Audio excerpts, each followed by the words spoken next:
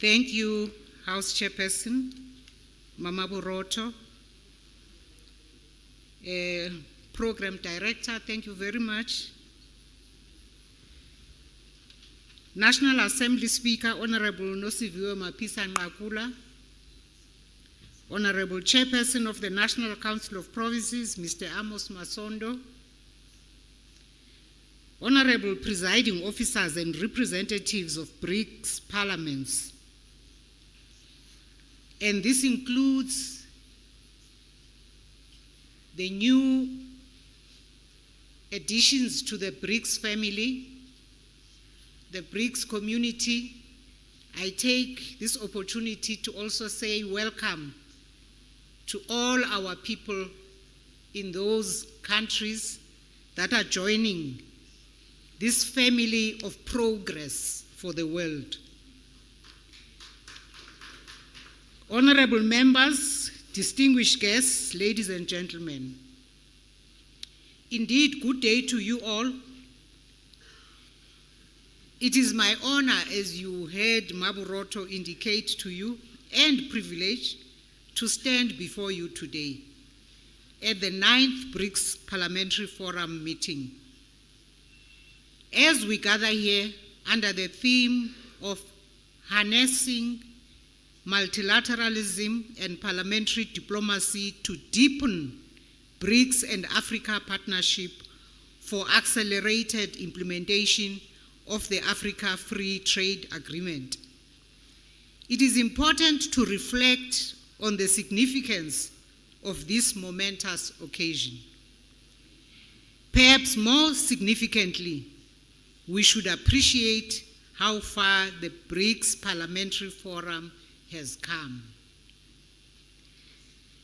Discussions on the need to establish a BRICS Parliamentary Forum date back to our first BRICS Parliamentary meeting hosted by Russia back in June 2015.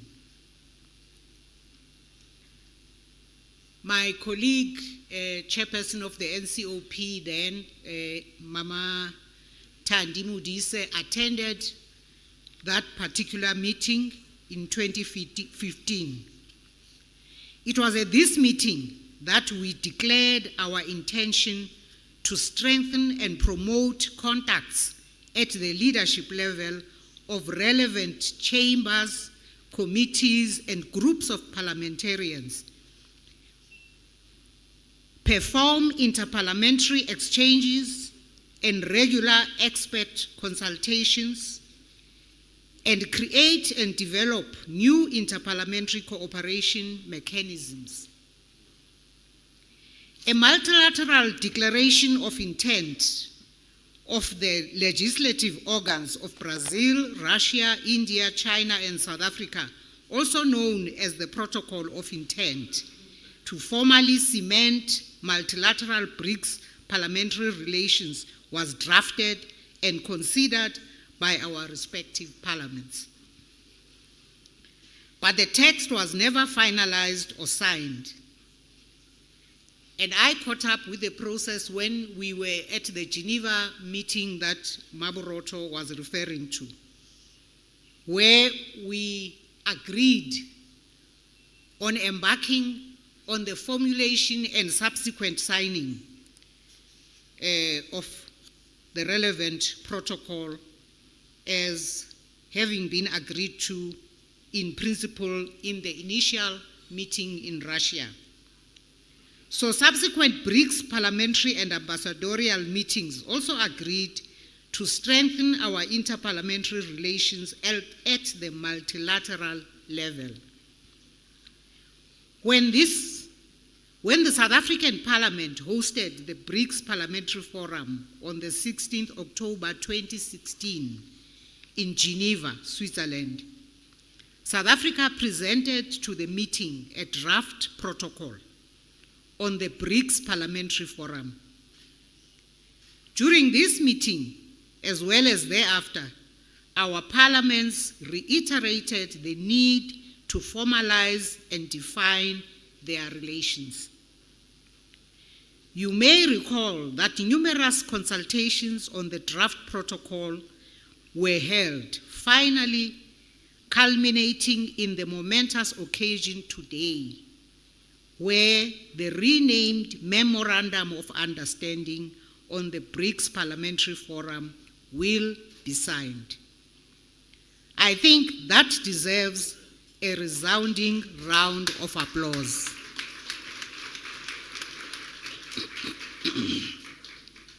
Colleagues, your presence here today, I'm your colleague, even though I'm retired. Your presence here today symbolizes the commitment of the BRICS parliaments to reinforce the bonds between our nations and strengthen the foundations of our collective partnership. By signing the Memorandum of Understanding on the BRICS Parliamentary Forum, BRICS parliaments are establishing a platform that seeks to streamline and coordinate our parliamentary contributions to the vision of BRICS. I firmly believe that such coordination will ensure that BRICS parliaments can maximize their parliamentary efforts towards complementing the work of BRICS governments in pursuing a more inclusive, just, and equitable world order. Honorable members, Africa's prosperity has always been a top priority for South Africa. Our vision of continental and regional integration, enhanced interconnectivity, and cross-border infrastructure development are critical components of ensuring a peaceful, stable, and prosperous South Africa and Africa. We are therefore very excited about the African Continental Free Trade Area, AfCFTA, and the potential it holds for our continent. The AfCFTA is one of the flagship projects of Agenda 2063, Africa's development framework. The creation of the AfCFTA was approved by the 18th Ordinary Session of the African Union Assembly of Heads of State and Government, held in Addis Ababa, Ethiopia in January 2012. Essentially, this free trade area seeks to create a single market for goods and services, facilitated by movement of persons in order to deepen the economic integration of the African continent. Honorable members, the AfCFTA will be the largest free trade area in the world, measured by the number of countries participating. The pact connects 1.3 billion people across 55 countries with a combined gross domestic product valued at $3.4 trillion US. It has the potential to lift 30 million people out of extreme poverty, the biggest headache in particular of African women. The African Union's adoption of its theme for the year 2023, Year of AfCFTA, Acceleration of the African Continental Free Trade Area Implementation, attests African leaders' commitment to ensuring the success of the AfCFTA. It is absolutely crucial for all hands to be on deck to accelerate the effective implementation of the AfCFTA, to fully benefit the African citizenry and achieve the aspirations and goals of the African Union's Agenda 2063. In this light, parliaments, those of Africa and of BRICS nations, also have a key role to play in contributing to the AFCFTA's success. As we embark on this journey to accelerate the implementation of the AFCFTA, it is important to recognize the significant benefits it holds not only for the African continent, but also for BRICS nations. The AFCFTA presents numerous opportunities for BRICS countries to strengthen their economic ties and enhance cooperation. Allow me to highlight some of the benefits.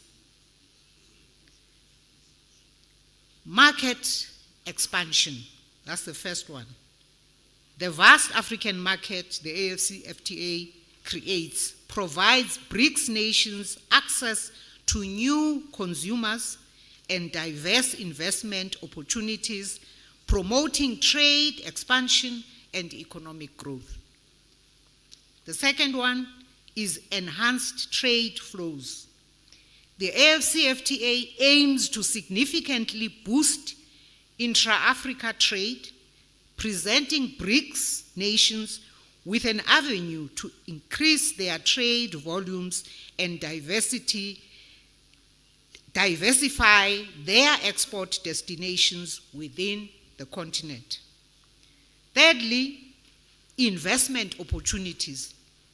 BRICS nations, as major investors in Africa, can benefit from the improved investment climate and the creation of a more predictable trade environment, thereby facilitating business expansion and deepening economic ties. The fourth one is industrial development. BRICS countries, known for their expertise in various industries, can leverage their capabilities to support Africa's industrial development, leading to technology transfer, job creation, and economic diversification.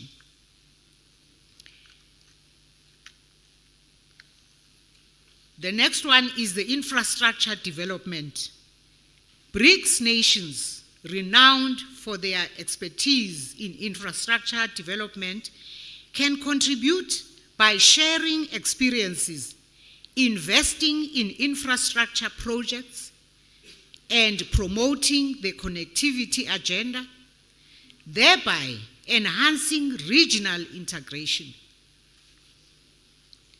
The next one is knowledge and skills transfer. BRICS nations can contribute by sharing best practices, providing technical assistance, facilitating educational and training programs, fostering human capital development, and strengthening institutional capacities within African countries. The next is strategic partnerships.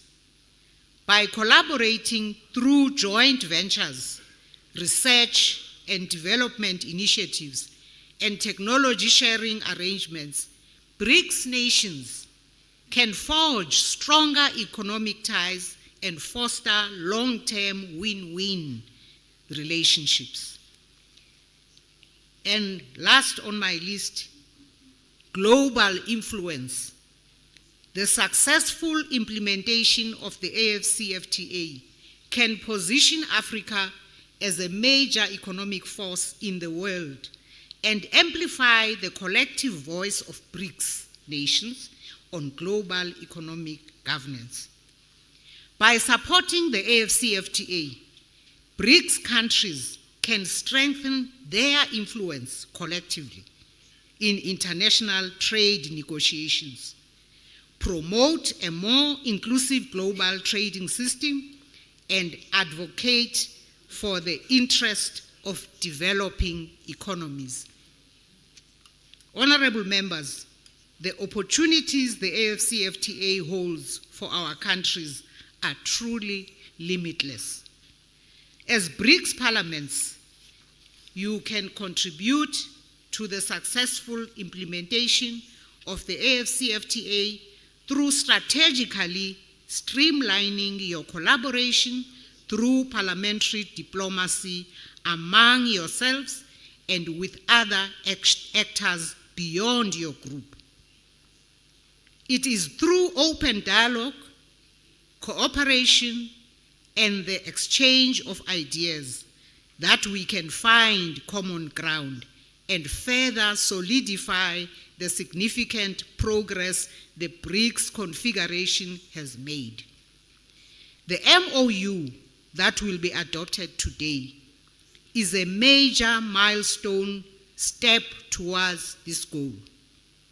Together, let us harness the power of multilateralism and parliamentary diplomacy to deepen the BRICS and Africa partnership and accelerate the implementation of the AFCFTA and contribute to the prosperity and development of our nations and the world as a whole, but in particular, our poor people. That is what parliamentarians are about. We are elected by ordinary people in communities, in localities where we get voted for, and we must work truly and passionately for the interest of our people. I thank you for your attention.